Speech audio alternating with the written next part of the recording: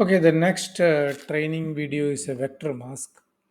So some object you need to cut precisely. So for that we need a pen tool. So I will teach you pen tool later, but you know understand the vector mask. So I plan to cover vector mask with all the masks. So here what I am going to do means I am selecting like this.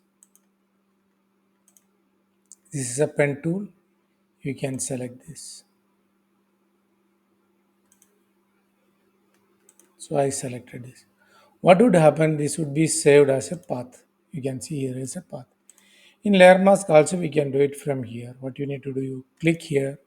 Sorry, you can click here and again you click one more time so that it is masked. So this is a way you can cut some items very much precise edges like this. This is a one type of mask. You can quickly you can do, but you can just explore that.